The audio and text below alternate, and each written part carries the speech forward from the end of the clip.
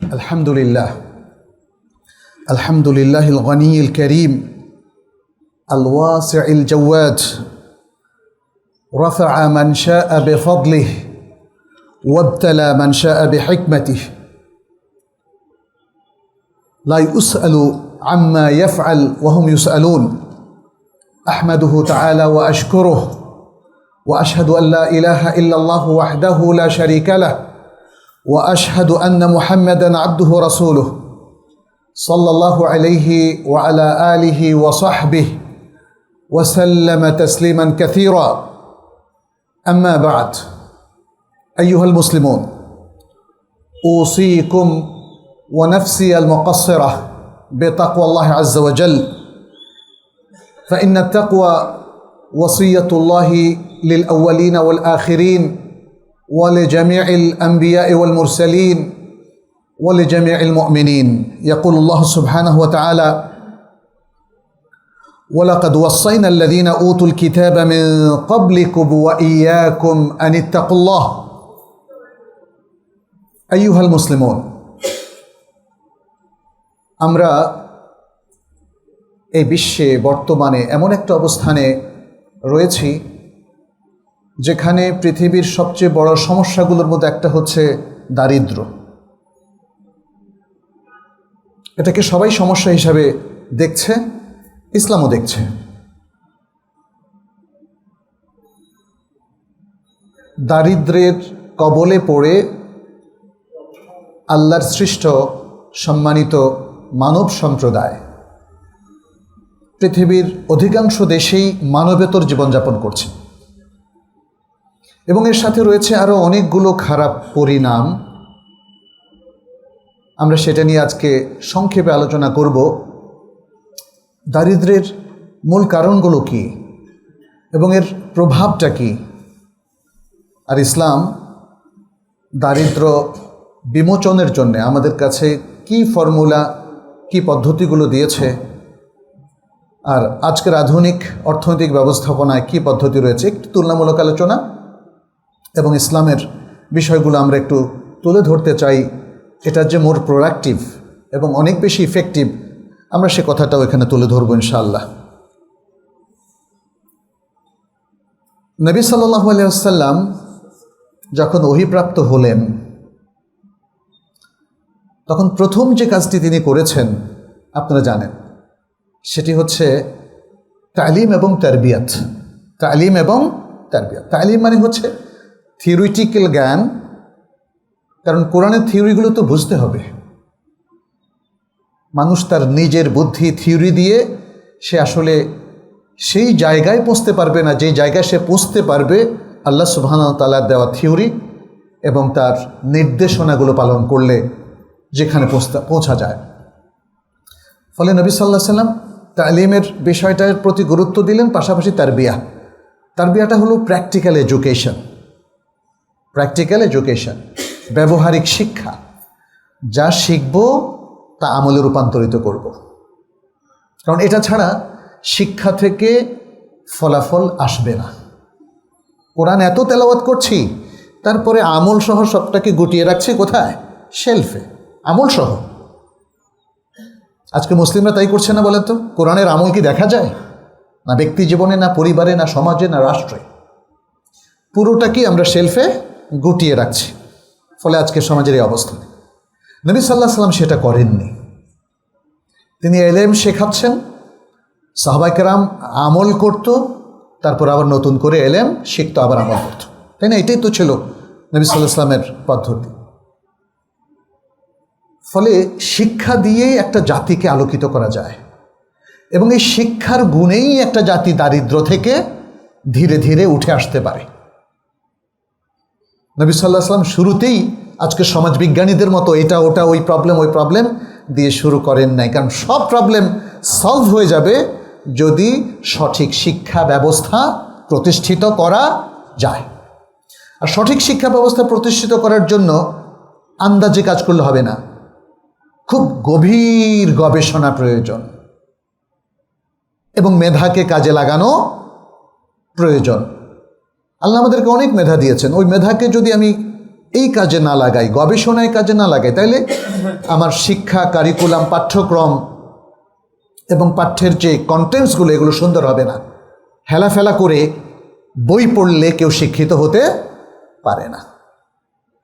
আজকে দারিদ্র এই যে একটা গভীরভাবে গেড়ে বসেছে পৃথিবীর অধিকাংশ দেশে এবং বিশেষ করে মুসলিম দেশগুলোতে, শিক্ষার দুর্বলতা, শিক্ষানীতির দুর্বলতা অন্যতম কারণ, বরং আমি বলবো প্রধান কারণ।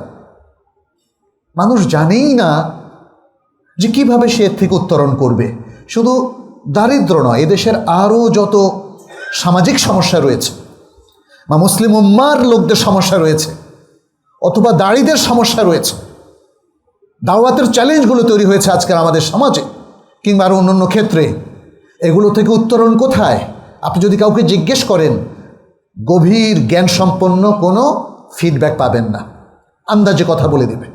রাস্তায় হাঁটতে যদি কাউকে জিজ্ঞেস করেন, ভাই আমার পেটে তো একটু সমস্যা, কে বলবে আমার বুকে ব্যথা, দেখবেন তাকে কিছু লতা পাতা খাওয়ার এই সেই একটা নির্দেশনা দিয়ে বসবে। মনে হয় যেন মানে ওনার এগুলো সব জানা এবং উনি আপনাকে রেকমেন্ড করছে, প্রত্যেকে ডাক্তার। কিন্তু যা রেকমেন্ড করছে সেটা কি সে জেনে বুঝে করছে? দক্ষতা থেকে, তার ক্যাপাসিটি থেকে সেটা সে উপস্থাপন করছে না, আন্দাজে। ঠিক একইভাবে যদি আমাদের শিক্ষা কারিকুলাম নিয়ে আজকে সমস্যা বলেন, তাহলে একই কথা আসবে। এখানেও দেখবেন খুব সুন্দর সুচিন্তিত, উম্মার নিডকে অ্যাড্রেস করে, উম্মার জন্য যে সমাধান, সবচেয়ে উন্নত সমাধান, সেটাকে সামনে রেখে যে সলিউশন, এটা কারো কাছ থেকে পাবেন না। ফলে আজকের শিক্ষা ব্যবস্থার দুর্বলতা অথবা পাশ্চাত্যমুখী শিক্ষা ব্যবস্থা, যারা মূলত ক্যাপিটালিজম এবং পুঁজিবাদকে ধারণ করে এবং যাদের দেশে এখন ট্রিলিয়ন তৈরি হয়, বিলিয়ন তৈরি হয়, মানুষের হাতের সম্পদ ছলে বলে কৌশলে এক জায়গায় যারা একসাথ করে, সেই লোকদের শিক্ষা আজকে আপনারা গ্রহণ করছেন। ফলে মনে রাখবেন, আধুনিক তথাকথিত এই শিক্ষা ব্যবস্থাপনায় পৃথিবী থেকে কিয়ামত পর্যন্ত কোনো দিন দারিদ্র বিমোচিত হবে না। এই সভ্য জাতির লোকেরা আমাদেরকে দরিদ্র করে রাখার জন্য অনেক সম্পদ মহাসাগরে ফেলে দেয় না, বলেন তো? এরকম আরও অনেক কিছু রয়েছে।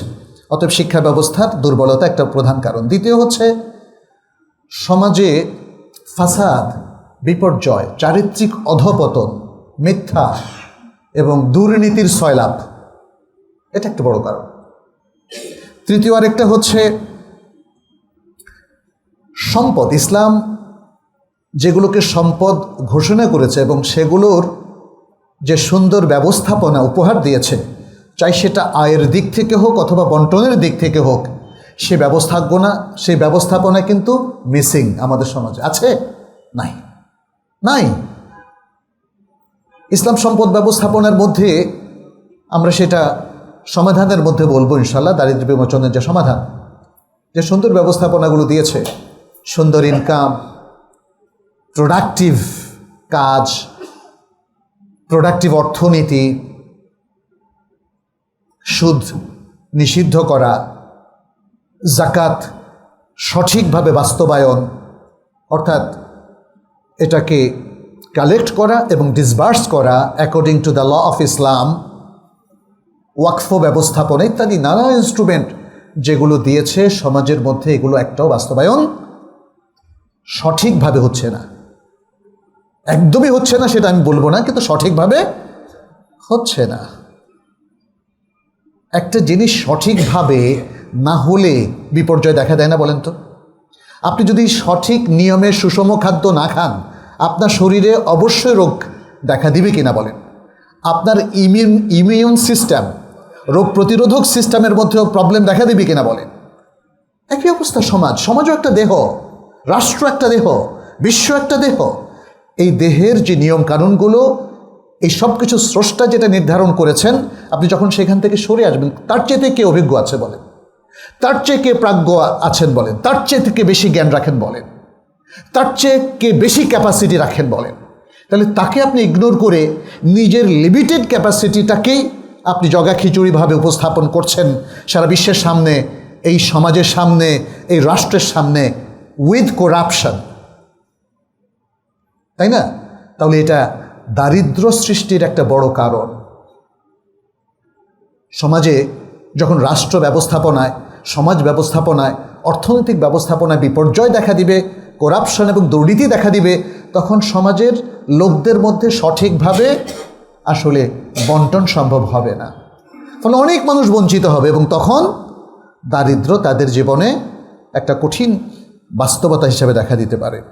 চতুর্থ যে বিষয়টা, সেটি হচ্ছে সারা বিশ্বের যুদ্ধ বিগ্রহ, এগুলো যুদ্ধ বিগ্রহ, তাই না?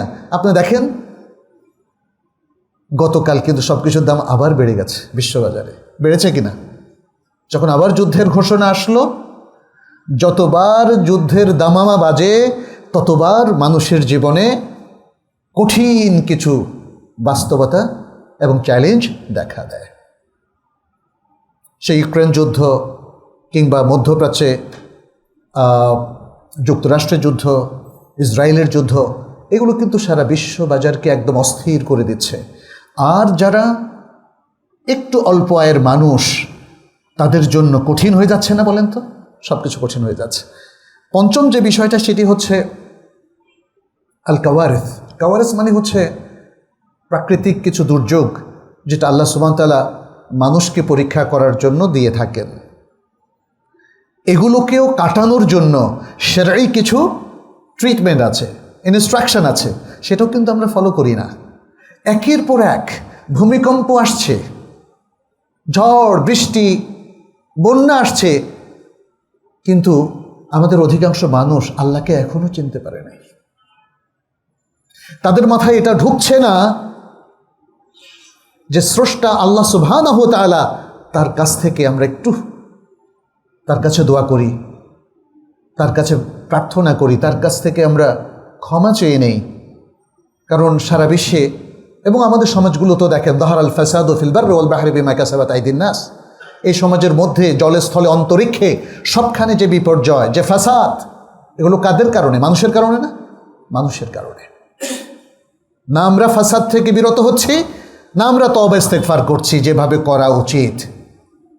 ফলে একের পর এক আল্লাহ সুবহানাহু ওয়া তাআলা কিন্তু বড় বড় বিপদ দিচ্ছেন এবং এই অঞ্চলে খুবই সম্ভাবনা দেখছেন।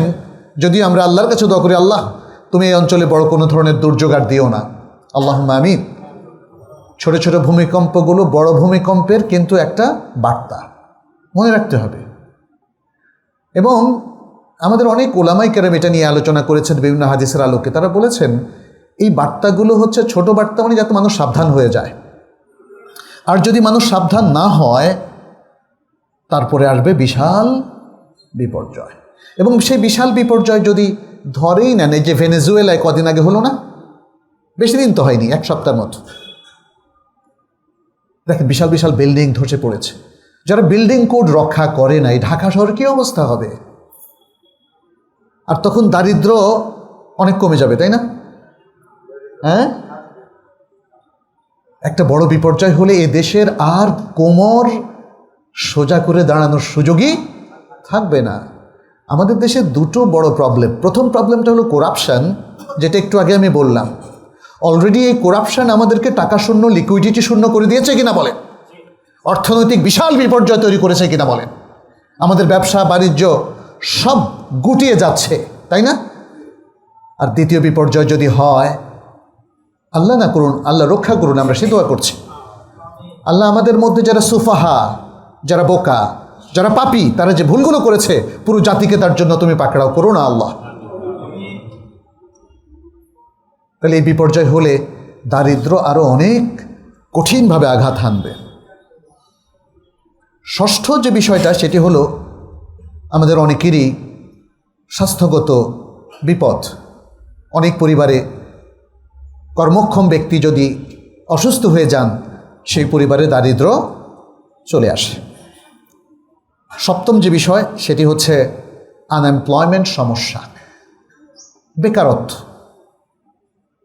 একটা সমাজ যখন প্রোডাক্টিভ কাজ না করে তখন সেখানে অটোমেটিক বেকারত্ব তৈরি হয়। পুরো জায়গায় প্রচুর গবেষণার প্রয়োজন। বেকারত্ব কেন হচ্ছে? আমাদের সমাজে শিক্ষিত বেকার কিন্তু বেড়ে যাচ্ছে। সবাইকে কেন মাস্টার্স পাশ করতে হবে? সবাইকে কেন ইউনিভার্সিটির ডিগ্রিও নিতে হবে, অথচ উনি গবেষকও হবেন না, কিছু হবেন না? এটা একটা যেমন বিষয়। তাহলে শিক্ষিত বেকার বেড়ে যাবে না? এই সমাজে দেখেন, এক সাবজেক্টে পড়ে সে অন্য চাকরি করছে, তার মানে প্রফেশনালও তৈরি হচ্ছে না। একটা ইউজলেস শিক্ষা, কর্মমুখী শিক্ষা নয়। কর্মমুখী শিক্ষা এই পৃথিবীতে গত ১৫০০ বছরের সবচেয়ে ইফেক্টিভলি এবং সবচেয়ে সফলভাবে চালু করেছিলেন নবী সাল্লাল্লাহু আলাইহি সাল্লাম। নবী সাল্লাল্লাহু আলাইহি সাল্লাম কর্মমুখী শিক্ষার সবচেয়ে বড় পথ প্রদর্শক। সেটা আপনি তার হাদিসগুলো বিশ্লেষণ করে দেখতে পাবেন। কিন্তু আজকে কি হচ্ছে? আমরা আমাদের জীবনের বিশাল একটা সময় নষ্ট করে 22, 23, 26 বছর বয়স পর্যন্ত পড়ে মাস্টার ডিগ্রি অর্জন করে এরপরে চামড়া জুতা ক্ষয় করে ফেলতে হয় চাকরির পেছনে। নবী সাল্লাল্লাহু আলাইহি সাল্লামের আরেকটা শিক্ষা, যেটা আমরা হয়তো পরে আরেকটু ইলাবোরেট করব যদি সময় পাই, তিনি কিন্তু চাকরির চাইতে উদ্যোক্তা হওয়াকে বেশি পছন্দ করতেন। অসংখ্য হাদিস আছে এই ব্যাপারে। আপনি চাকরির পেছনে কেন জুতা ক্ষয় করবেন? উদ্যোক্তা হয়ে জুতা ক্ষয় করেন, তারপরে দেখেন কি হয়, তাই না? আচ্ছা, তাহলে এর ফলেই একটা ভুল শিক্ষা ব্যবস্থা, শিক্ষা পলিসির কারণে লক্ষ লক্ষ গ্র্যাজুয়েট তৈরি হচ্ছে, কিন্তু আমরা কর্মমুখী সক্ষম প্রোডাক্টিভ হিউম্যান বিং HR পাচ্ছি না। আচ্ছা, আরেকটা মাদ্রাসার যদি ওদিকে আসি, প্রায় 60,000 মাদ্রাসা আছে, একদম মক্তব থেকে আরম্ভ করে বড় আলিয়া কওমি সব মিলিয়ে। এখান থেকে প্রচুর গ্র্যাজুয়েট বের হচ্ছে, কিন্তু বিশ্বমানের কোনো আলেম কি বের হচ্ছে? যদি আমরা প্রশ্ন করি, দাড়ি কি বের হচ্ছে যে দাড়ি পুরো দেশকে আলোকিত করতে পারে? ছোট্ট একটা দেশ বাংলাদেশ, পৃথিবীর অনেক বড় শহরের সমান আমাদের পুরো বাংলাদেশ। পারছি না আমরা। ফলে এই সমস্ত কারণে আমাদের বেকারত্ব বেড়ে যাচ্ছে। আমাদের অনেক মাদ্রাসা শিক্ষিত বেকারও আছে, কারণ মাদ্রাসা শিক্ষার মূল উদ্দেশ্য যদি হয় ইমাম মুয়াজ্জিন প্রোভাইড করা, আর কিছু না, তাহলে এরপরে বাকিরা কি করবে? মাদ্রাসা শিক্ষার সাথে আমাদের ভোকেশনাল শিক্ষাটা কি আছে? কর্মমুখী শিক্ষাটা কি আছে? উদ্যোক্তা হওয়ার, নবী সাল্লাল্লাহু আলাইহি সাল্লাম দাড়িদেরকে উদ্যোক্তা করে দিয়েছেন। দাড়িও একজন উদ্যোক্তা। এটা হচ্ছে রিলিজিয়াস উদ্যোক্তা, যিনি রিলিজিয়াস এটিকেটস, বিলিফ এবং রিলিজিয়াস যে মরালিটি আছে সেটা শেখাবেন। মানুষের প্রোডাক্টিভিটি বেড়ে যাবে যদি মানুষের এই যে তার ইমান আকিদা শুদ্ধ হয়, তার নৈতিকতা চমৎকার হয়। তাহলে দেখবেন একটা মানুষ যে 1000 কোটি টাকা চুরি করে বাংলাদেশ থেকে চলে যাবে, তার বদলে যদি সে কোনো টাকাই চুরি না করে, তাহলে বলেন তো সে প্রোডাক্টিভ হবে না? প্রোডাক্টিভ হবে। আমি মাঝে মাঝে দেখি বাংলাদেশে অনেক বুদ্ধিজীবীরা বা ইউনিভার্সিটির শিক্ষকরা বলেন ইসলামিক স্টাডিজ, অর্থাৎ আল উলুম আল ইসলামিয়া, আরবিতে বলা আল উলুম ইসলামিয়া, ইসলামিক সায়েন্স, যেটা science of the Quran and science of the Sunnah, science of Islam, এগুলো নাকি প্রোডাক্টিভ না। খুব অদ্ভুত। তাহলে আজকের এই ইউনিভার্সিটিগুলো থেকে দেখেন দুর্নীতিপরায়ণ ইঞ্জিনিয়ার বা প্রকৌশলী তৈরি হচ্ছে, দুর্নীতিপরায়ণ ডাক্তার তৈরি হচ্ছে, দুর্নীতিপরায়ণ প্রশাসক তৈরি হচ্ছে, দুর্নীতিপরায়ণ ব্যবসায়ী তৈরি হচ্ছে। How can they be productive বলেন তো? আমি অনেক যোগ্য ডাক্তার, ইঞ্জিনিয়ার, ব্যবসায়ী পেলাম, বাট তাদের মরালিটি নাই। আর দে প্রোডাক্টিভ? বরং একজন রিক্সাওয়ালা সে অনেক বেশি প্রোডাক্টিভ হবে, সে কষ্ট করে একটা অত্যন্ত সম্মানিত, আমি এই পেশাটিকে অত্যন্ত সম্মানিত মনে করি, কারণ সে তার রক্ত পানি করে প্রত্যেকটা টাকা হালাল ইনকাম করছে। সে কোনো দুর্নীতি করে না, সে সরকারের কোনো জায়গা থেকে টাকা মারে না, সে জনগণকেও ধোঁকা দেয় না, সে মোর প্রোডাক্টিভ। তাহলে আমরা যেটা দেখতে পাচ্ছি যে আজকের এই করাপশানগুলোই আমাদেরকে আসলে আনপ্রোডাক্টিভ করে দিচ্ছে। আমরা শিক্ষিত পাচ্ছি বহু, but they are unproductive. Productive হচ্ছে যারা মোরালিটি নিয়ে মানুষ হয়, নৈতিকতা সমৃদ্ধ, আলোকিত, সৎ মানুষ। এরাই দেশকে উন্নত করতে পারবে, মনে রাখবেন, আর কেউ পারবে না। এই প্রমাণটাই রাসূল সাল্লাল্লাহু আলাইহি ওয়াসাল্লাম মদিনা সমাজে দেখিয়েছিলেন। কারণ প্রত্যেকটা লোককে, যাদের আগে, ইসলামের আগে যে করাপশনগুলো ছিল, সেগুলো থেকে তারা মুক্ত হয়ে অত্যন্ত পবিত্র পরিচ্ছন্ন জীবনের অধিকারী হয়েছেন, আবার দুনিয়ার যোগ্যতাও তারা অর্জন করে দক্ষ হয়েছেন। ফলে তারা আখিরাতের হাইসিয়তেও প্রোডাক্টিভ, দুনিয়ার হাইসিয়তেও প্রোডাক্টিভ। অষ্টম যে বিষয়টি মূল কারণ, সেটি হচ্ছে সম্পদের বন্টনটা আদল ইনসাফ, ন্যায়ভিত্তিক হয় না। যে সমাজ ইসলামের মোরালিটি, যেটা সর্বকালের সবচেয়ে সেরা নৈতিকতা, সেগুলো রাখে না, ধারণ করে না, মনে রাখবেন সেই সমাজে একটা সিঙ্গেল জায়গাতেও কখনো ইনসাফ ভিত্তিক কোনো কিছুর বন্টন হবে না। সেই সমাজে সবাইকে আপনি পাবেন লোভী, সবাই আরেকজনের ক্ষতি করে নিজের বেনিফিটের জন্য সে চেষ্টা করবে। করছে কিনা বলেন? দারিদ্র কিন্তু এখান থেকে আসে। নবম যে বিষয়টি, সেটি হচ্ছে সামাজিক অধঃপতন এবং ধনী ব্যক্তিদের লোভ। সামাজিক অধঃপতন, সমাজ যদি অপবিত্র হয়, অধঃপতিত হয়, তাহলে দারিদ্র আসতে আর বেশি দেরি হবে না। পাশাপাশি ধনী ব্যক্তিদের লোভ, এটাও আমাদের দারিদ্র্যের একটা বড় কারণ। যিনি ধনী তিনি আরও চান। 1 কোটি টাকা প্রথমে স্বপ্ন দেখেন, তারপর 2, তারপর 100 কোটি, তারপর 1000 কোটি, মানে হয় না, তাই না?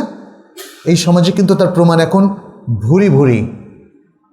কিছু লোক আছে ভয়ঙ্কর করাপশন করে এই টাকাটা অর্জন করে, আর কিছু লোক আছে ব্যবসায়ী ছলে বলে কৌশলে অনেক অফার দেয়, অথবা এটাকে মনোপলি বলে, মনোপলি বিজনেস। আপনি দেখেন পৃথিবীর বড় বড় বিজনেসম্যানরা যারা বিলিয়নিয়ার ট্রিলিয়নিয়ার হয়েছে, তাদের বিজনেস ধরন হচ্ছে মনোপলি বিজনেস। আপনি যদি মাইক্রোসফটের একটা অরিজিনাল সফটওয়্যার কিনতে যান, আমি শুনেছি সেটা $2000, এখন কমেছে কিনা জানি না, কারণ সবাই ব্যবহার করছে কিন্তু পাইরেসি। তো $2000 দিয়ে, আমি একজন শিক্ষক, আমি নিজেও তো অ্যাফোর্ড করি না। তাহলে আপনি সে কবে মাইক্রোসফট মানে এগুলো বিক্রি করা শুরু করেছেন অ্যাপস, এখনও $2000 কেন হবে? আপনার প্রফিট তো অর্জিত হয়ে গেছে, আপনি তো বিলিয়ন ডলার আপনি কামায় ফেললেন, এখনও কেন আপনি এই দামটা রাখবেন? তার মানে আপনি একটা অদ্ভুত বিজনেস সিস্টেম করেছেন একটা লিগ্যাল ফরম্যাটে, অথচ you are taking the money from the hands of the people. মানুষের টাকা কিন্তু অটোমেটিক সিস্টেমের মধ্যে চলে আসছে আপনার কাছে। আপনাকে ল এনফোর্সমেন্ট কমিটিও ধরছে না, না আপনি তো জায়েজ পন্থাই ইনকাম করেছেন। হ্যাঁ, এটা হচ্ছে আমাদের ধনী ব্যক্তিদের লোভ। মনে রাখবেন, নিত্য প্রয়োজনীয় জিনিস, ইসলামের দৃষ্টিভঙ্গি হচ্ছে এটা মানুষের অ্যাফোর্ডেবল প্রাইসে দিতে হবে। যে মূল্যে মানুষ কিনতে পারে সে মূল্যে তাকে দিতে আপনি বাধ্য। রাষ্ট্র এখানে হস্তক্ষেপ করবে, নবী সাল্লাল্লাহু আলাইহি সাল্লাম হস্তক্ষেপ করতেন, এটার মূল্য এই টাকার বেশি বাড়ানো যাবে না। চাল, ডাল, নিত্য প্রয়োজনীয় জিনিস, এখন নিত্য প্রয়োজনীয় জিনিসের মধ্যে কিন্তু মাইক্রোসফটও চলে এসেছে। যতক্ষণ না আমরা বাংলাদেশে নিজেরা আরেকটা মাইক্রোসফট নিজেদের মতো করে তৈরি করি, তাই না? আমাদের মুসলমানদের বড়ই দুর্দশা যে আমরা অমুসলিমদের তৈরি করা জিনিস নিয়ে খুব গর্ববোধ করি, কিন্তু নিজেদের তৈরি করার মতো হিম্মতও নাই, আগ্রহও নাই। আমি কাউকে বলতে শুনেছি, দেখেন আল্লাহ তাআলা কি চমৎকার মুসলমানদেরকে কত বড় মানে জিনিস নিয়ামত দিয়েছেন, যে অমুসলিমরা বানায় আর মুসলমানরা ভোগ করে। আপনি যদি বিজনেস পলিসি থেকে এটা দেখেন, এটা আমাদের জন্য ডিজাস্টার। অমুসলিমরা বানায়, আমরা ভোগ করি। ব্যাপারটা কি আসলে তাই? ওরা তো আমাদের হাতের সমস্ত টাকা শুষে নিয়ে যায় কিনা বলেন? আহারে, আমাদের মুসলিম মাইন্ডটা এখনও খুব উইক রয়ে গেছে। যেহেতু আমরা গভীর গবেষণা করি না, আমরা বিজনেস মডেলও বুঝি না, আমরা তাদেরকে আমাদের খাদেম মনে করছি, অথচ তারা কিন্তু আমাদেরকে শোষণ করছে। শোষণ না এটা? বিজনেস মডেলে শোষণ করা, এটা আমাদের দারিদ্র্যের অন্যতম আরেকটা কারণ। এবং 10 নম্বর একটা বলে আমরা শেষ করব, সেটা হচ্ছে আমাদের মধ্যে ডিসক্রিমিনেশন, বৈষম্য, জাতিগত নানা ধরনের বৈষম্য আছে। এই দেশেও নানা বৈষম্য আছে। এই বৈষম্যটা আমরা টের পাই। এটা নিয়ে হয়তো দীর্ঘ আলোচনা হতে পারে, বাট এখানে আজকে আমার আলোচনার সুযোগ নেই। এদেশে কোনো আলাদা কাবিলা নাই, কিন্তু এই নামে ওই নামে, এই গ্রুপ সেই গ্রুপ ইত্যাদি নামে অর্থনৈতিক বৈষম্য আছে কি না? আপনি একজন সাধারণ নাগরিক হিসাবে আপনি কি ফিল করেন না যে অনেক সুযোগ যারা পাচ্ছে আপনি সে সুযোগটা পাচ্ছেন না? এটা কি বলা হয়? একটা জাতিগত বৈষম্য। জাতির মধ্যে বৈষম্যের অনেকগুলো মানে উপাত্ত রয়েছে, তার মধ্যে এটা একটা। অনেক সময় কবিলা, যে কবিলা বেশি শক্তিশালী, ক্ষমতায় চলে আসে, সে এখন অন্যদেরকে ডিপ্রাইভ করে। এটা জাস্ট একটা উদাহরণস্বরূপ বললাম।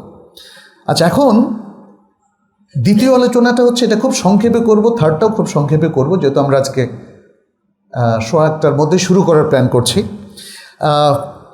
সেটি হচ্ছে এই দারিদ্র্যের কারণে আমাদের প্রবলেমটা কি হয়েছে। দারিদ্র্যের কারণে প্রথম প্রবলেমটা আমি বলবো, আমাদের শিক্ষা ব্যবস্থায় ধস নেমেছে।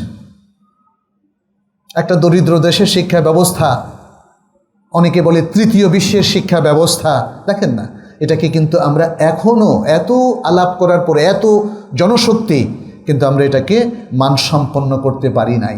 বরং আমাদের শিক্ষা ব্যবস্থা শরণাতীতকালের সবচেয়ে দুর্বল অবস্থায় রয়েছে। আমরা প্রয়োজনীয় স্কলারশিপ দিতে পারছি না।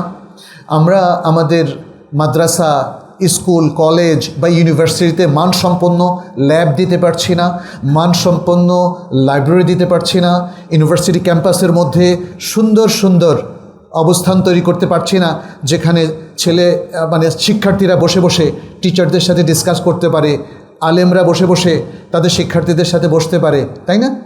আপনি যে ব্যবস্থাপনাগুলো সৌদি আরবে পাবেন কিংবা মালয়েশিয়াতে পাবেন, সেগুলো কিন্তু আমাদের দেশে নাই। ফলে শিক্ষা ব্যবস্থা খুবই দুর্বল। এটা আমাদের এই দারিদ্র্যের কারণে। দরিদ্র মানে শুধুমাত্র বস্তির লোকদেরকে চিন্তা করবেন না। আমাদের দেশের আপনিও দরিদ্র, আমিও দরিদ্র, আমাদের সরকারও দরিদ্র, চাইলেই কিছু করতে পারে না। আচ্ছা, তারপরে হচ্ছে যেটা সবচেয়ে ভয়ঙ্কর ক্ষতি মুসলিমদের জন্য দারিদ্র্যের কষাঘাতে, সেটি হচ্ছে তাদের আকীদা নিয়ে টানাটানি হয়। তাদের আকীদা একটা ভয়ঙ্কর বিপদের ঝুঁকির মধ্যে পড়ে যায়। এটা কিন্তু ঢাকায় শান্তিনগরে ফ্ল্যাট বাড়িতে বসে আপনি টের পাবেন না। এটা টের পাওয়ার জন্য আপনাকে হিল ট্র্যাক্সে যেতে হবে, আপনাকে যেতে হবে লালমনিরহাট, পঞ্চগড়, রংপুর, আমাদের দেশের বিভিন্ন এরিয়াতে যেতে হবে। তাহলে আপনি টের পাবেন আমাদের দারিদ্র্যের কষাঘাতে আমাদের প্রিয় মুসলিম ভাই বোনেরা তারা ঈসাই হয়ে যাচ্ছে। তারা বিভিন্ন বিভ্রান্ত ফেরকার কবলে পড়ছে। সবগুলো বিভ্রান্ত ফেরকা অথবা মিশনারি দল, তারা কিন্তু টাকা খরচ করে। টাকা খরচ করার মধ্য দিয়ে তারা আপনার ঈমানটাকে কিনে নেয়। আর আকীদা কি ঠিক থাকে? এখানে আমরা দেখতে পাচ্ছি, আমাদের কাছে যতটুকু সংবাদ এসেছে আমরা জানি, দেশের এই সমস্ত অঞ্চলে যেহেতু আমাদের শিক্ষিত লোকরা যায় না, আমাদের অনেক নামকরা দায়ীরাও সেখানে যাওয়ার মতো ফুরসত পায় না, ফলে সেখানে তারা গেড়ে বসেছে কাদিয়ানি, সুন্নাহ অস্বীকারী চক্র, শিয়া এবং খ্রিস্টান মিশনারি। তাহলে দেখেন, দারিদ্র যদি আজকে না থাকতো, হয়তো তারা এভাবে অন্য ধর্ম গ্রহণ করতো না বা অন্যদের ভুল মতবাদও গ্রহণ করতো না। এবং আরেকটা হচ্ছে একটা সামাজিক বিপর্যয়। এটাও আমরা আগে বিপর্যয়কে দায়ী করেছি দারিদ্র্যের জন্য, আবার দারিদ্র্যের কারণে বিপর্যয় আরও ঘনীভূত হয়। যখন মানুষ অভাবী হয়, এই যেমন ধরেন বাংলাদেশে বিদেশ ফেরত, গত কয়েক বছর থেকে মধ্যপ্রাচ্য থেকে লক্ষ লক্ষ মানুষ ফিরে এসেছে, মালয়েশিয়া থেকে ফিরে এসছে। এটা কী করবে বলেন? আপনি কি চাকরি দিতে পারছেন তাদেরকে? আপনি কি তাদেরকে উদ্যোক্তা হওয়ার মতো ট্রেন আপ করতে পারছেন? ট্রেনিং দিচ্ছেন না। এরা কি করবে? কোথায় চাকরি পাবে? এমনি তো সারা বাংলাদেশ ভরে গেছে অটোতে, অটোর জ্বালা এখন আর তিষ্ঠানো কঠিন। মানুষ মনে করতেছে লোকগুলো যে অটো ছাড়া আমার আর কোনো গতি নাই, কারণ গতি আমরা তৈরি করতে পারি নাই। অথচ মানুষ কিন্তু সম্পদ, মানুষ কিন্তু সম্পদ। এর মধ্যে যারা সৎ তারা আরো বড় সম্পদ। নারীদেরকেও যদি তারা সতী সাধ্যী নারী হয় তাদেরকেও সম্পদ বলা হয়েছে। আপনার মেধা, আপনার চমৎকার কর্মকাণ্ড এগুলো দিয়ে তো আপনি দেশকে আলোকিত করবেন। ফলে আপনার যে বড় সম্পদ আসলে পৃথিবীতে নাই। কিন্তু আপনার সম্পদ হওয়ার জন্য আপনার ক্যাপাসিটি বিল্ড আপ করতে হবে, আপনার ঈমান আকীদা শুদ্ধ হতে হবে, আপনি সৎ ব্যক্তি হতে হবে, আপনি নৈতিকতা বোধ সম্পন্ন মানুষ হতে হবে। তাহলে সমাজ থেকে বিপর্যয় উঠে যাবে। কিন্তু এই সমাজ দারিদ্র্যের কষাঘাতে এখন আরও বিপর্যয়ের মুখে পড়েছে। কারণ এখন আপনারা দেখছেন যে ডাকাতি বেড়ে যাচ্ছে, সামনে ছিনতাই বাড়বে। কারণ এই লোকগুলো কি করবে? একটা কমন ফর্মুলা আছে যে মানুষকে যেহেতু আল্লাহ আকল দিয়ে তৈরি করেছেন, হিউম্যান ইন্টেলেক্ট, বুদ্ধি দিয়ে, এই বুদ্ধিকে কাজে লাগালে বুদ্ধি কিন্তু চমৎকার কাজ করবে। এই মেধাকে কাজে লাগিয়েই তো মানুষ উপরে উঠতে পারে। আর যদি কাজে না লাগান তাহলে এই মেধা কিন্তু বসে থাকবে না। কি করবে বলেন? অকাজ করবে। হয় এই মেধাটা কাজ করবে, নয় অকাজ করবে। এটা মনে রাখবেন। এবং সেটাই হচ্ছে। অনেক ভালো ভালো মেধাবী মানুষ হ্যাকার, অনেক মেধাবী মানুষ ডাকাত, অনেক মেধাবী মানুষ সে দুর্নীতিতে আকণ্ঠ নিমজ্জিত। এ হচ্ছে কনসিকুয়েন্স। পুরো সমাজের মধ্যে ফাসাদে ভরে যাবে, তখন আমাদের কিছুই করার আর থাকবে না। মনে রাখবেন, একটা বিপদ ঘটে যাওয়ার পরে বিপদ থেকে উদ্ধার পাওয়াটা অনেক কঠিন। এই জন্য প্রিভেনশন মোডে থাকতে হবে। ইংরেজিতে বলা হয় প্রিভেনশন ইজ বেটার দ্যান কিউর, আর আরবিতে বলা হয় আল ওয়াকায়াতু খায়রুম মিনাল ইলাজ। অর্থাৎ নিজেকে আগে থেকে রক্ষা করা এটা চিকিৎসার চাইতে উত্তম। চিকিৎসা তো করবেন যখন আপনি অলরেডি রোগাক্রান্ত হবেন, তাই না? তো রোগাক্রান্ত হওয়ার আগেই আপনি নিজে যদি সাবধান থাকেন তাহলে অনেক সময় রোগাক্রান্ত হতে হয় না। এটা আল্লাহর সুন্নাহ। আমরা একটা দিক মানে যদি আল্লাহর সুন্নাহ কাউনিয়া, সুন্নাহ শারঈয়া এই দুই হাইসিয়াতে দেখি, তাহলে দেখব দারিদ্র পৃথিবী থেকে জিরো হয়ে যাবে এটা আশা করা যায় না। কারণ পৃথিবীর সকল মানুষ ভালো হয়ে যাবে এটাও আশা করা যায় না। কারণ আল্লাহ সুবহানাহু ওয়া তাআলা এই পৃথিবীটাকে করেছেন আমাদের জন্য পরীক্ষা কেন্দ্র। পরীক্ষায় সবাই ফার্স্ট ক্লাস ফার্স্ট হবে এটা কি আশা করা যায়? যায় না। ফলে এটা হলো সুন্নাহ কাউনিয়া। আল্লাহ সুবহানাহু ওয়া তাআলা তার অনেক সুন্নাহ কাউনিয়া এ বিষয়ে আছে। কিন্তু আমরা যদি বলি যে আল্লাহ যেহেতু এটাকে সুন্নাহ কাউনিয়া করে দিয়েছেন, অতএব আমাদের আর কী করার আছে?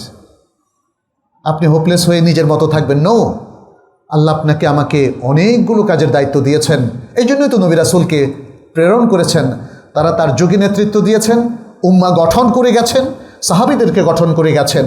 সুতরাং সেই সকল আদর্শকে সামনে রেখে আমাদের কাজ করে যেতে হবে, আমাদের ঈমানের পক্ষে কাজ করতে হবে, কোরআন সুন্নাহর অনুশাসন যাতে প্রতিষ্ঠিত হয় সেই জন্য যেমন কাজ করতে হবে।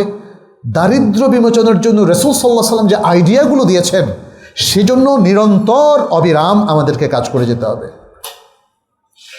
আমরা শেষ পর্যন্ত দারিদ্র্যকে জিরো করে ফেলব ব্যাপারটা এমন নয়। কিন্তু অনেকাংশেই আজকের উন্নত জাতিগুলো অমুসলিম হওয়ার পরে আমাদেরকে দেখিয়ে দিয়েছে কিভাবে তাদের পার ক্যাপিটা ইনকাম বাড়ানো যায়, কিভাবে সমাজে একটা সুন্দর শান্তিপূর্ণ নিরাপদ সমাজ তৈরি করা যায়, নিরাপত্তা সৃষ্টি করা যায়, সেটা তারা দেখিয়েছে। তাহলে আমরা মুসলিমরা কেন পারবো না? আমাদের তো আরও বেশি শক্তি। আমাদের সাথে কি আল্লাহ আছেন না? তাহলে আমাদের হারানোর কি আছে? আমাদের মোরালিটি তো সবচেয়ে উদ্দীপ্ত, সবচেয়ে শক্তিশালী।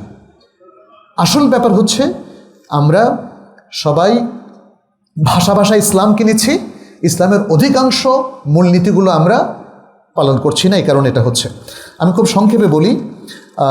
প্রথম যে বিষয়টা আল্লাহ সুবহানাহু ওয়া তাআলা এবং তার রাসূল সাল্লাল্লাহু আলাইহি ওয়াসাল্লামের পক্ষ থেকে আমাদের করণীয় হিসেবে নির্ধারণ করা হয়েছে সেটি হচ্ছে আল আমালুশ শরীফ।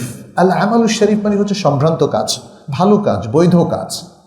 আপনি বৈধ কাজের মধ্য দিয়েই আপনার প্রোডাক্টিভিটি বাড়াবেন, আপনার ইনকাম করবেন, তাহলে আপনার ইনকামটা বৈধ হবে। সমাজ যখন বৈধ হয়ে যাবে তখন দেখবেন যে অটোমেটিক প্রোডাক্টিভিটি বাড়বে, কারণ সবাই বৈধ কাজ করছে, সবাই বৈধ কাজ করছে। যখনই সমাজে অবৈধ কোনো কিছুর প্রচলন হবে তখন প্রোডাক্টিভিটি অটোমেটিক কমে যাবে, কারণ আঙ্গুল ফুলে কলাগাছ হওয়ার জন্য টাকা পয়সা নানা কৌশলে মানুষ ইনকাম করবেন, তখন আসল প্রোডাক্টিভিটি এখানে মিসিং থাকবে। আমরা দেখি যে নবী সাল্লাল্লাহু আলাইহি ওয়াসাল্লাম বলেছেন, মা আকালা আহাদুন তাআমান কাত্তু খায়রান মিন আন ইয়াকুলা মিন আমালি ইয়াদিহি। এটা সহিহ বুখারীর একটা হাদিস। নবী সাল্লাল্লাহু আলাইহি ওয়াসাল্লাম বলছেন, কোনো ব্যক্তি তার নিজের কাজ থেকে উদ্ভূত যে ইনকাম, তার মাধ্যমে যে খাবার খায়, হ্যাঁ, সেটার চাইতে আর কোনো উত্তম খাবার সে খায় নাই, এটাই সবচেয়ে উত্তম। আচ্ছা, এরপরে আমরা দেখি যে নবী সাল্লাল্লাহু আলাইহি ওয়াসাল্লামের পাশাপাশি আরও অনেকগুলো উদাহরণ আমরা কোরআনেও পাই। আল্লাহ সুবহানাহু ওয়া তাআলা সেগুলো তুলে ধরেছেন। সূরা আল আম্বিয়ার 80 নম্বর আয়াত, সূরা সাবার 10 এবং 11 নম্বর আয়াত।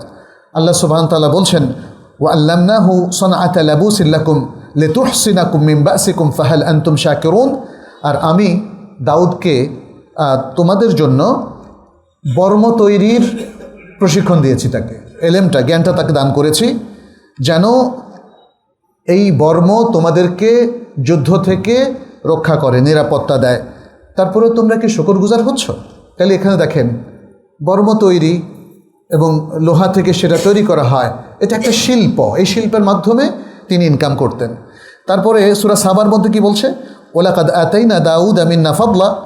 আর আমরা আমাদের পক্ষ থেকে দাউদকে অনুগ্রহ প্রদান করেছিলাম আর বলেছিলাম, ইয়া জিবালু আউবি মাআহু ওয়াত-তাইর, হে পর্বতমালা আমার তাসবিহ পাঠ করো তার সাথে, দাউদের সাথে। এবং এই নির্দেশ আমি পাখিকেও দিয়েছিলাম, ও আলান্না লাহুল হাদিদ, এবং তার জন্য লোহাকে নরম করে দিয়েছিলাম।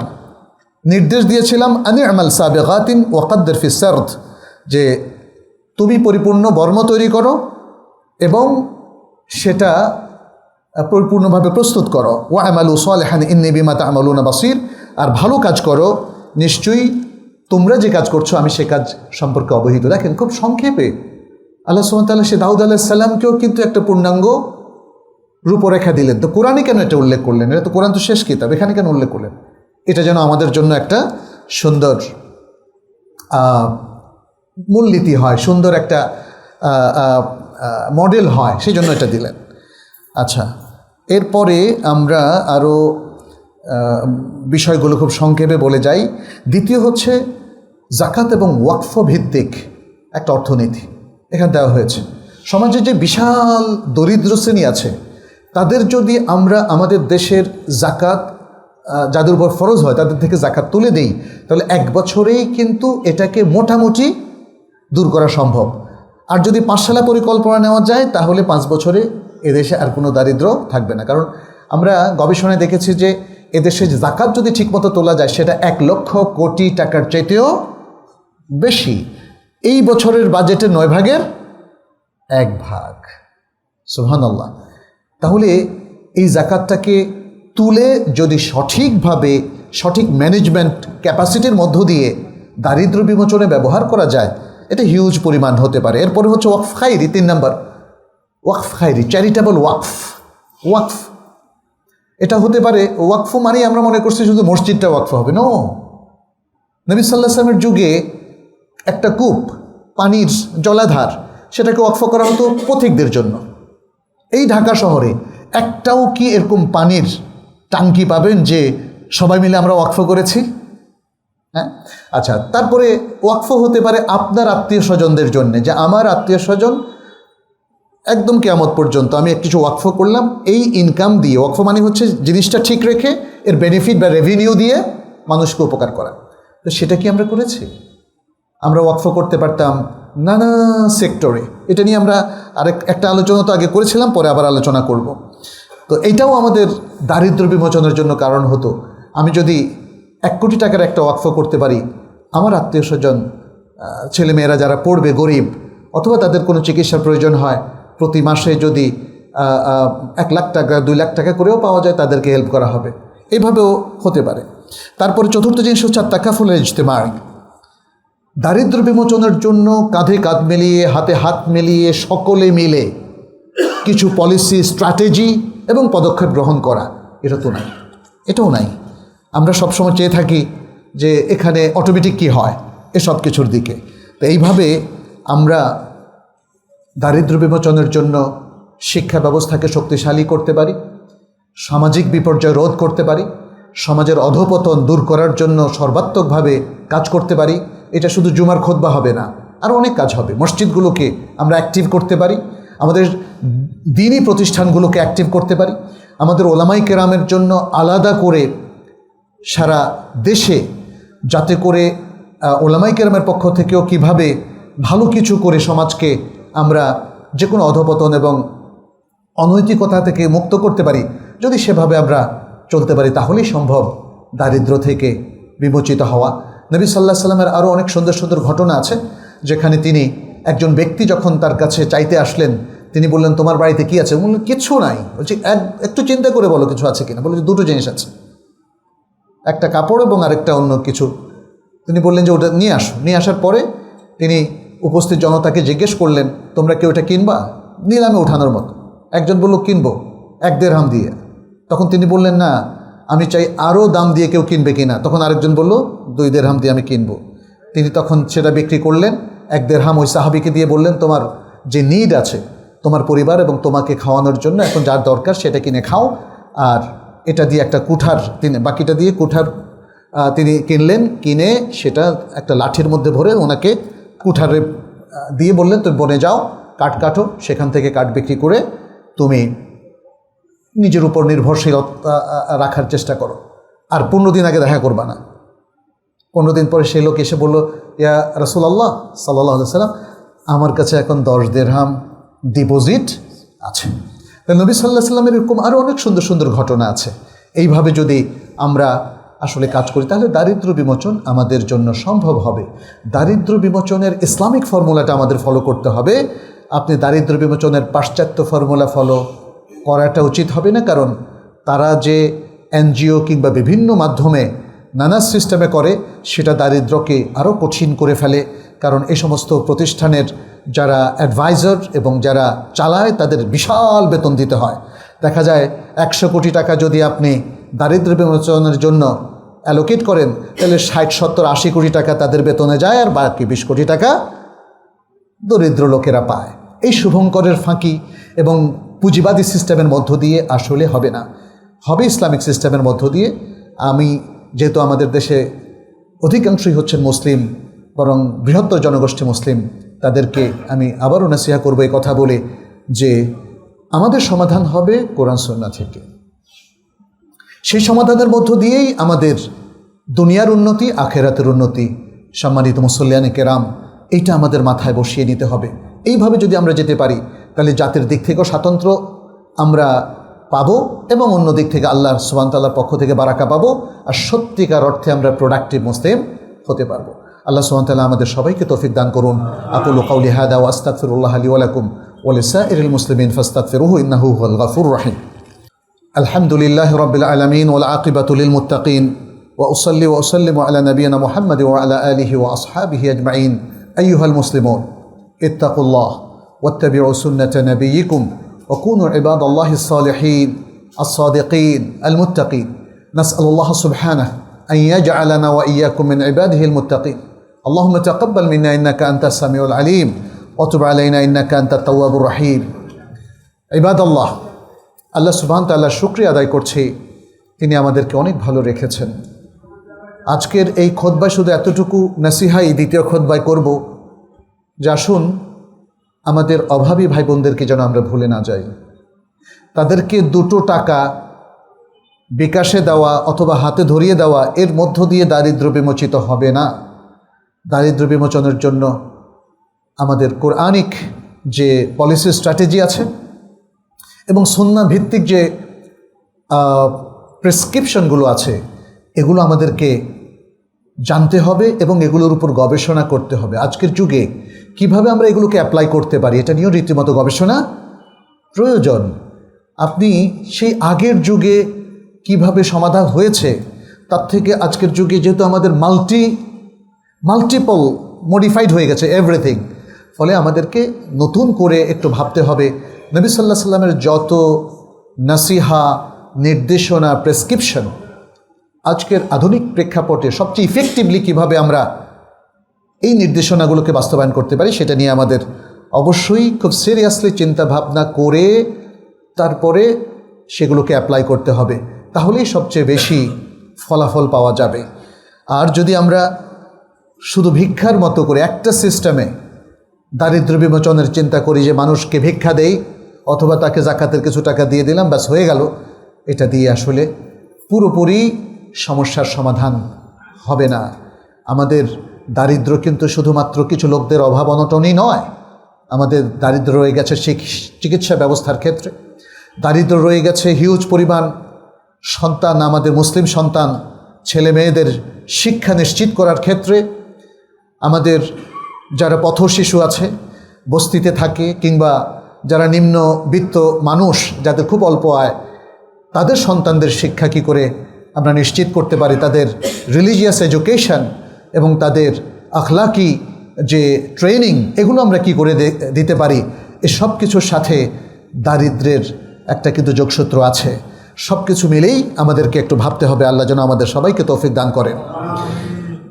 আমি আমাদের সকল ভাই বোনদের জন্য যারা এখানে আজকে উপস্থিত আছেন দোয়া করছি, আল্লাহ যেন তাদেরকে সুস্থ রাখেন, হেফাজতে রাখেন।